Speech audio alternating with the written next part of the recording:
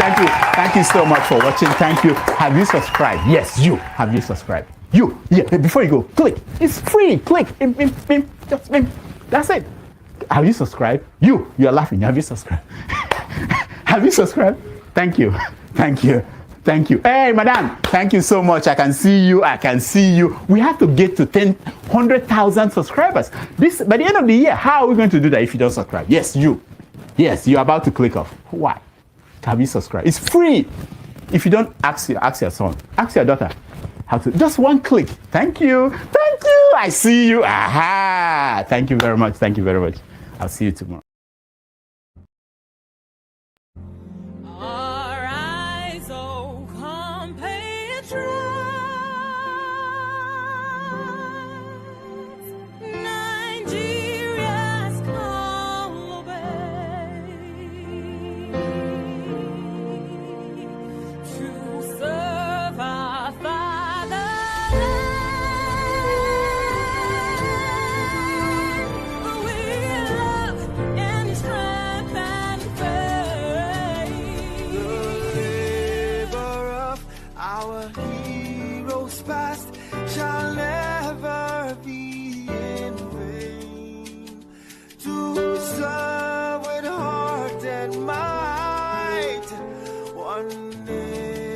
Bound in freedom,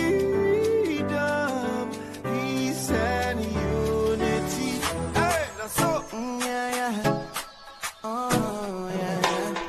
Alright, so compatriots, Nigeria call obey to serve our fatherland with love and strength and faith. The labor of our heroes past shall never be in vain.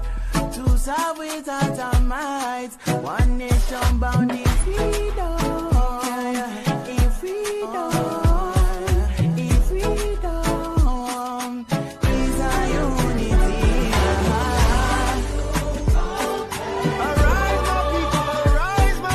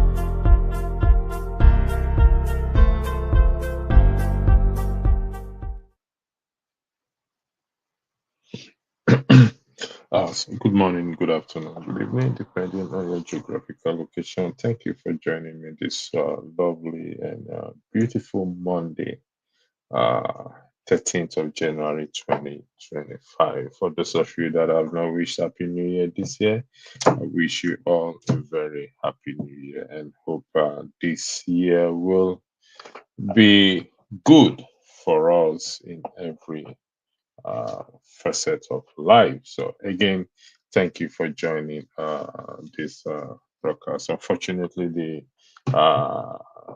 earlier broadcast could not hold due to unforeseen circumstances. I believe most of you must have received the apology from the platform. So again, thank you and apology for that. Today we'll be looking at the statements made, some people say self-confession, made by a renowned journalist who also became a senator. And I'm going to highlight actually what jumped at me in the video and why I felt we should talk about it and see with the hope that we're going to get somewhere in the country, because the way the country is going now, it's nobody knows, but we'll see if we're going to turn it around or if we can turn it around. So I'm going to play the video. I've already sent the link on the comment section for those of you that wants to come in and way into it. So I'm going to play the video, and thank you. I'll play the video.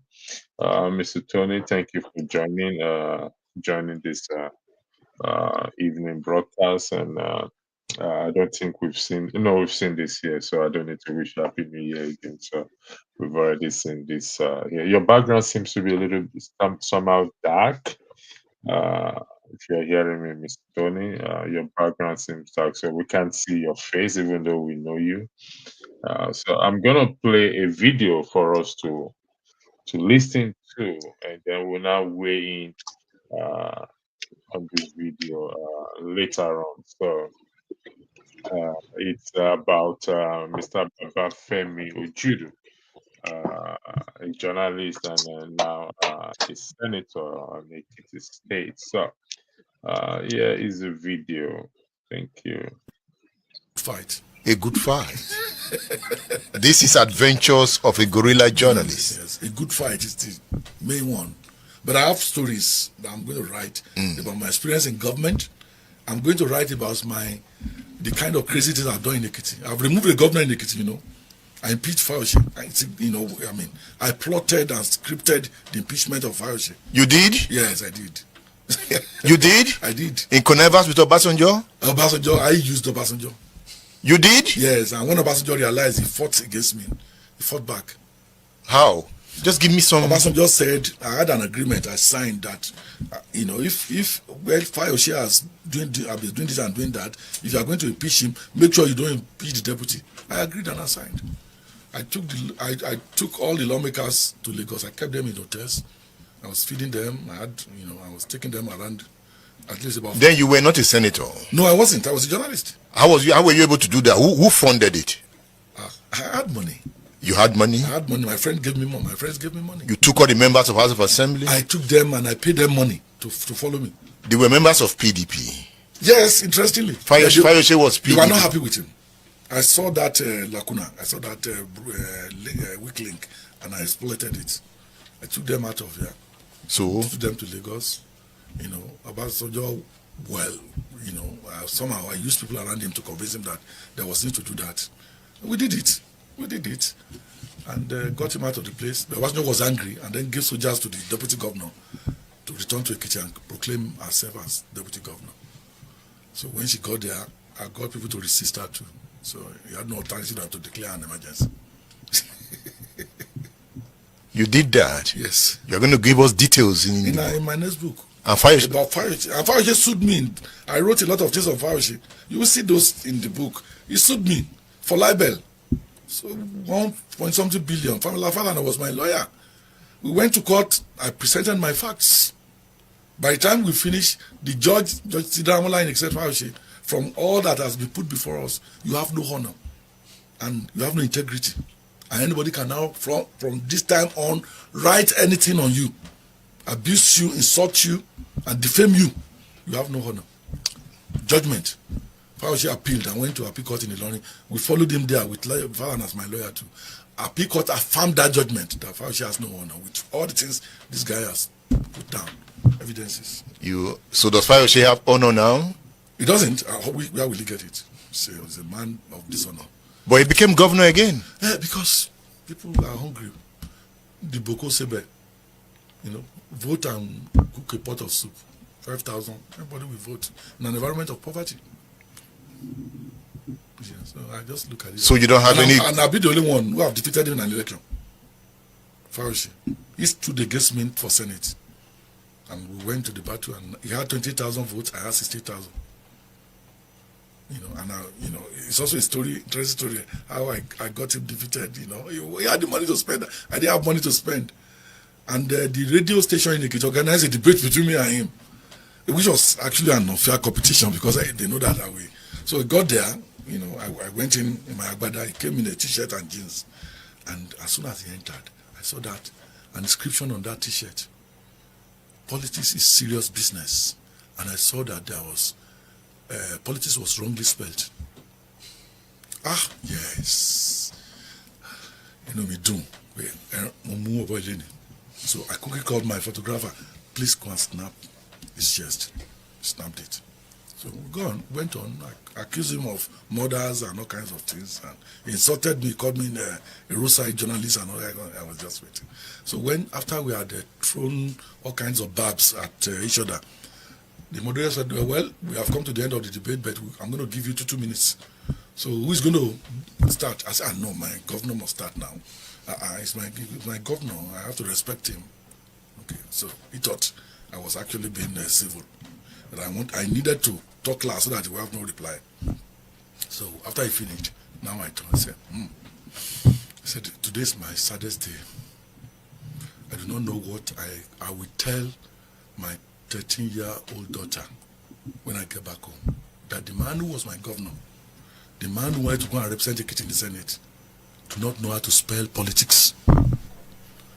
People at home, please, I'm calling your attention to the chest of this former governor of yours who wants to go to the Senate. He cannot spell politics. Are we going to continue to have illiterates in power?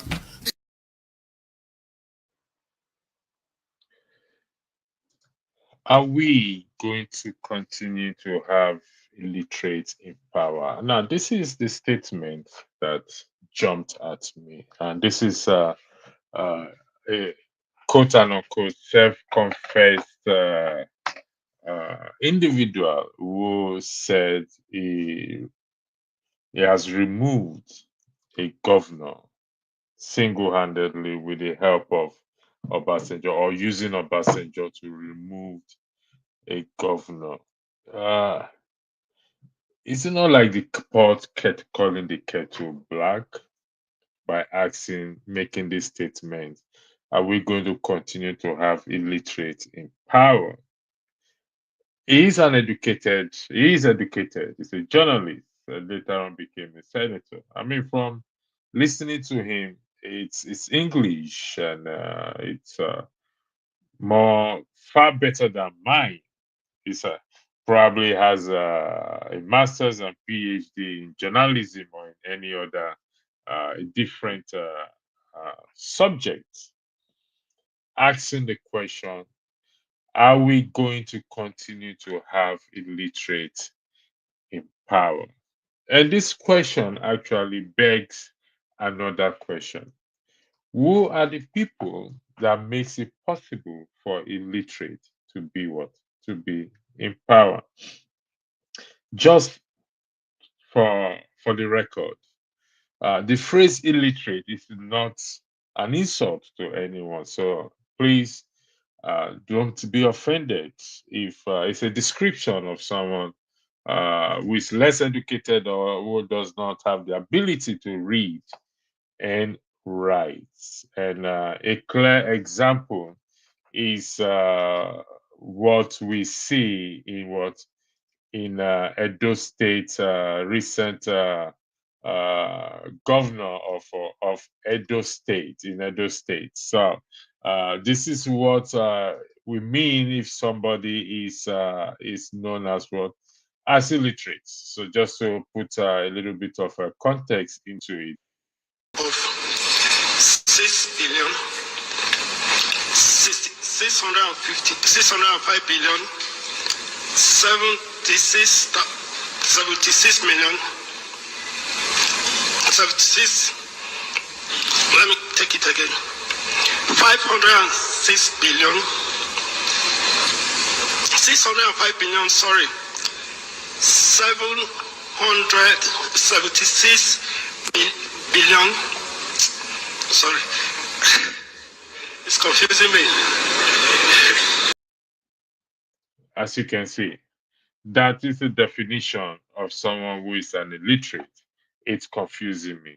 But the question again, which I am going to highlight it, what makes it possible for such a person to be what? To be governor of a state? Is it the Edo people, his fellow illiterate in Edo State, or is this. It is often those with education, knowledge, and influence that makes it possible for illiterate individuals to gain power or leadership position. That is the Edo State governor. During the 2023 general elections, professors, lecturers, deans, chancellors were used by INEC and the ruling party to manipulate the votes. And therefore, we now have a president who is ranked number third corrupt person in Africa or in the world, and also involving a drug dealing and certificate scandal, which at the very moment is trying to what? To change that image. It is educated people that what? That actually make it possible for the so-called illiterate to be what? To be in position to gain power or leadership position. His godfather, as you see there, is what? Is Oshamale and others. Oshamale is educated. If you've heard him if you heard him speak on the floor and as a governor, you would definitely know that he is educated. So how was he able to put this person there? So the question asked by Mr. Babafemi Ojudu, who is an illiterate, who is a literate educated person, but however, display have that character of a corrupt individual. How is it possible for a journalist to what? To single-handedly plot scripted impeachment of what? Of Fayose. How? The question was put to him. Where did he get money from? Oh, he has money, and some of his friends gave him money. And what was the purpose for the impeachment? Now he wants to write a book. Everybody wants to write a book now. Don't, well, your book will not make number 0 on Amazon. Let's just get this clear, because after listening, when Nigerians listen to this, your self-confession on how you plotted to remove a governor, and you can't justify reason, and you can't even defend, be accountable of how you got the money.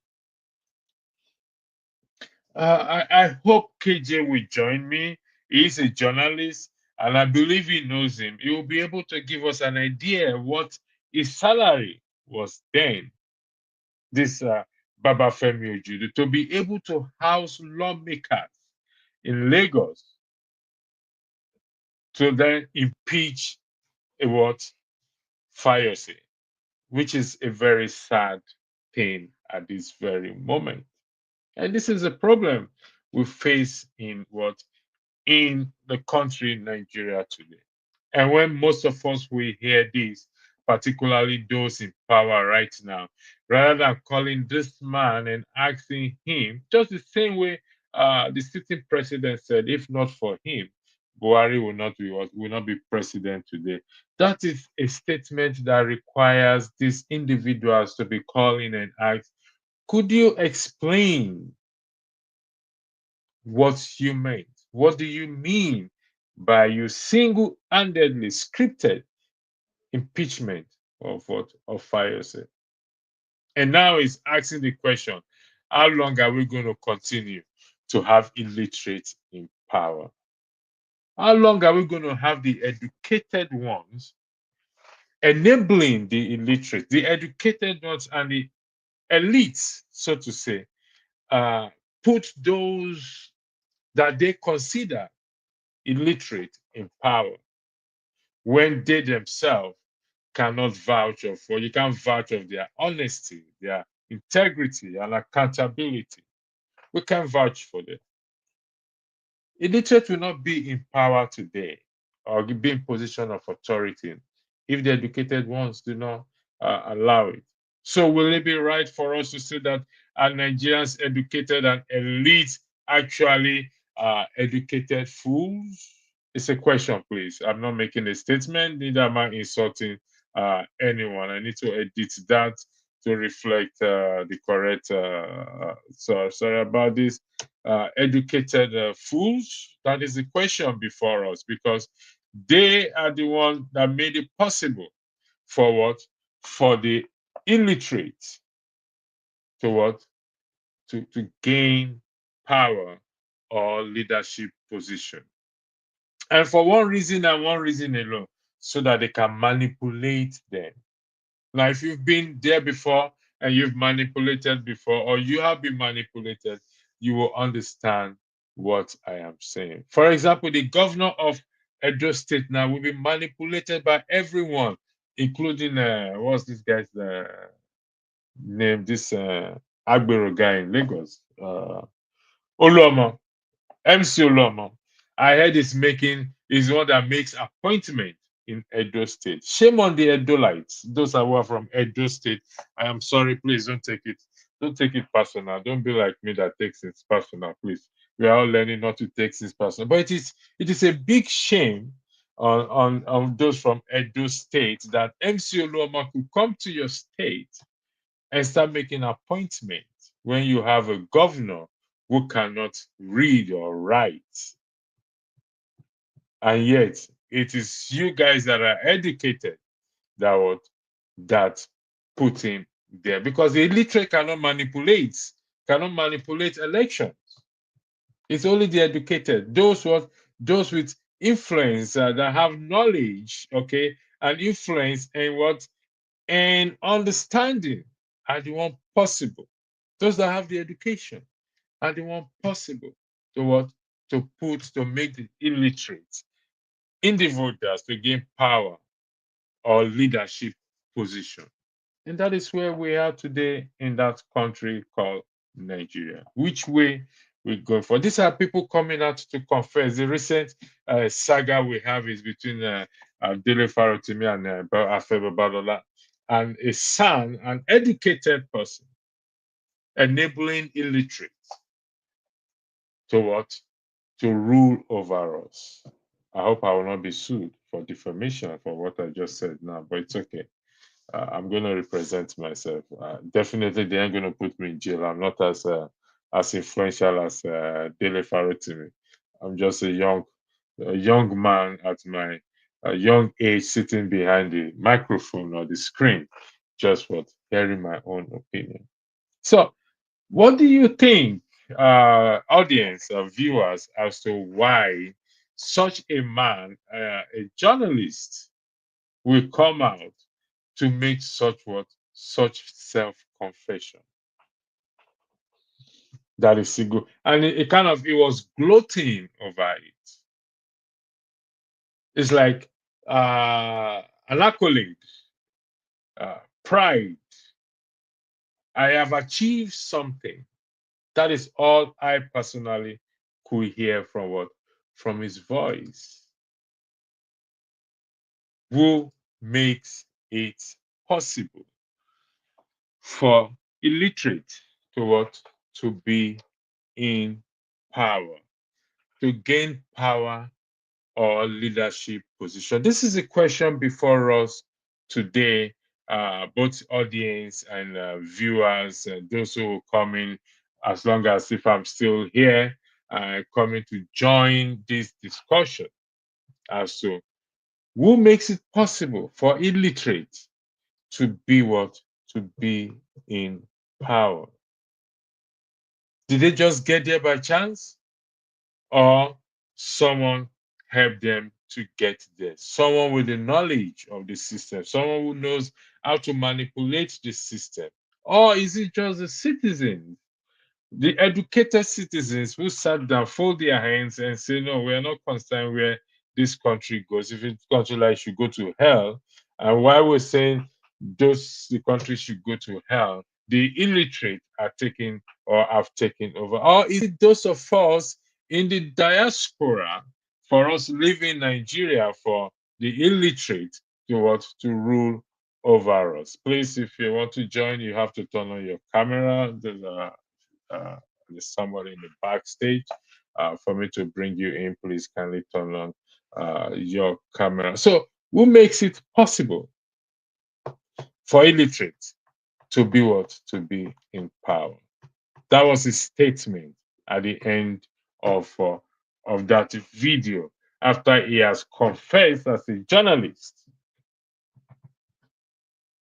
He had confessed to House lawmakers. Where did he get? People should ask him, where did you get the money from to be able to house lawmakers in an hotel? Only God knows how many days they were housed or they were lodged in that hotel. He fed them. Besides that, he probably will give them pocket money, because you can't just take lawmakers in that circumstances to a place, lodge them in an hotel, and not give them something in the context of Nigeria. It's not possible. So where did he get the money from?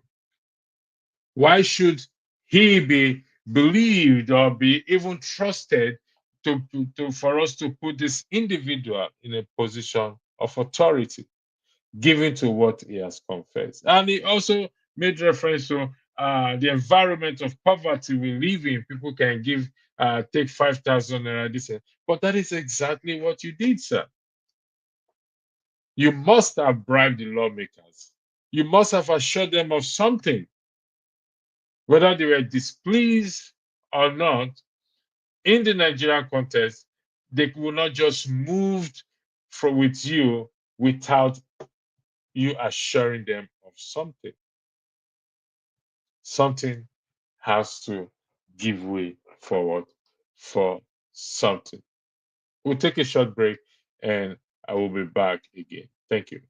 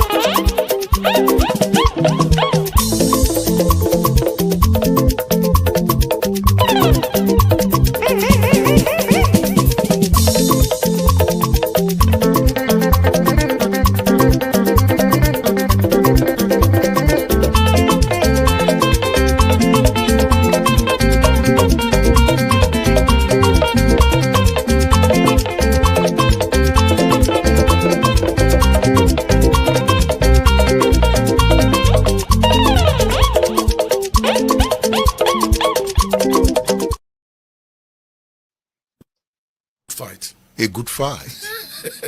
This is adventures of a guerrilla journalist. Yes, a good fight is the main one. But I have stories that I'm going to write about my experience in government.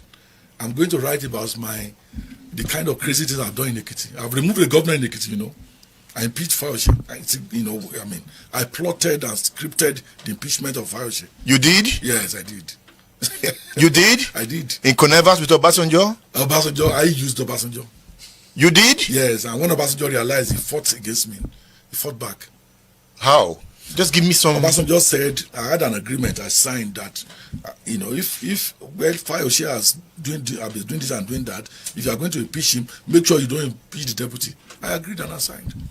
I took all the lawmakers to Lagos. I kept them in hotels. I was feeding them. I was taking them around at least about. Then you were not a senator. No, I wasn't. I was a journalist. How were you able to do that? Who funded it? I had money. You had money? I had money. My friend gave me money. My friends gave me money. You took all the members of House of Assembly? I took them and I paid them money to follow me. They were members of PDP. Yes, interestingly. Fayose was PDP. You were not happy with him. I saw that lacuna. I saw that weak link, and I exploited it. I took them out of here. So? Took them to Lagos. Obasanjo, somehow I used people around him to convince him that there was need to do that. We did it. And got him out of the place. The Obasanjo was angry and then gave soldiers to the deputy governor to return to Ekiti and proclaim herself as deputy governor. So when she got there, I got people to resist her too. So he had no alternative than to declare an emergency. You did that? Yes. You're going to give us details in my next book. And Fayose? About Fayose. And Fayose sued me. I wrote a lot of things on Fayose. You will see those in the book. He sued me for libel. So 1.something billion. My father was my lawyer. We went to court. I presented my facts. By the time we finished, the Judge Sidamola, except Fayose, from all that has been put before us, you have no honor and you have no integrity. And anybody can now, from this time on, write anything on you, abuse you, insult you, and defame you. You have no honor. Judgment. Fayose appealed and went to appeal court in Ilorin. We followed him there with father as my lawyer too. Appeal court affirmed that judgment that Fayose has no honor, with all the things this guy has put down, evidences. So does Fayose have honor now? He doesn't. Where will he get it? He's a man of dishonor. But he became governor again. Yeah, because people are hungry. The Boko Sebe, vote and. Fayose has no honor. So does Babafemi Ojudu have honor? Himself? With his own mouth, he said he took the lawmakers to Lagos State. He paid them money. Is that an honorable man or a dishonorable person? That's the pot calling the kettle black. I paid them money. I wish one can get to know the names of these lawmakers. I think right now, from what a friend, I was talking to a friend this evening, and I said no judgment. He said no, there has to be judgment. Somebody is a thief, let's call him a thief. If somebody is a liar, let's call him a liar.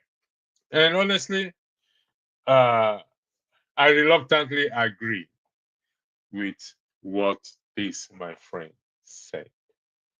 So here is a corrupt human being, Babafemi Ojudu, accusing another corrupt person, another person to be corrupt. You corrupted the lawmakers. You paid them money. In other words, you bribed them to what? To impeach. With your own mouth, you said you used Obasanjo. Not that Obasanjo himself is clean, with due respect. But here we are. And you know the painful thing is the citizens, we the citizens, we are the most indifferent human being I have ever seen in this world, Nigerian citizens, at home and abroad. Because you see, this thing that is playing out, we cause it. We are the greatest enabler. We enable these individuals to do whatever they want to do and get away with it. Some of us will even applaud it. We will go on the narrative of tribe is my brother, sentiment, religion, and applaud it. Clap for him, dance around him. We will even pick a material, print his image on it, and worship him. We are the ones that actually do not have honor, beside Babafemi, Ojudu, and others. And it's a sad thing. And until we, the citizens, come to that point to what? To say enough is enough. You see, this will continue. What we are seeing, we've seen it in bigger scale. We saw it between, again, Dele Farotimi and Afa. And there are so many Afa Babalola walking on the streets. So many walking on the street. But we, the citizens, we do what? We do nothing about it. All we do is to sit down and say, Shebi is 4 years. 4 years will come and go. Many 4 years have come and gone. But nothing has changed. And I'm sorry to say, nothing will change until we, the citizens, rise up and take the bull by the horn. We cannot continue to blame our leaders. Because as I say, these leaders, they came out of us. So invariably, they are us. And until we are ready to change, then I'm sorry, things will continue the way it is. So on this note, I will be drawing the curtain, bringing this broadcast to an end. Don't forget the question that is put before us. Who makes it possible for what? For illiterates to be what? To be in power. That is the question before every one of us. Even though the answer has been provided, some people may disagree that it is the educated ones, the ones with education, knowledge, and influence that makes it possible for a literate individual to gain power and leadership position. Example is the current Okay.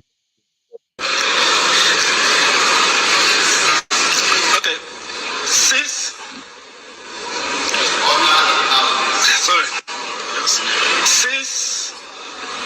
order the house, please. Mr. Speaker must be ready silence, please.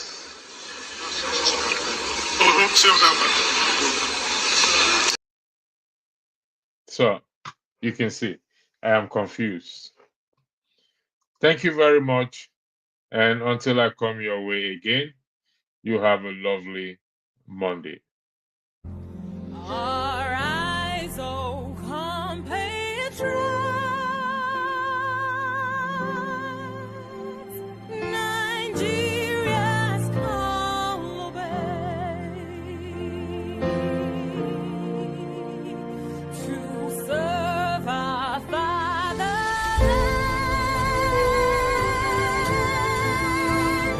We love and strength and faith. The labor of our heroes past shall never be in vain. To serve with heart and might, one nation bound in freedom, peace and unity. Hey, now so Yeah. Oh, yeah. Arise, oh compatriots. Nigeria call obey to serve our fatherland with love and strength and faith.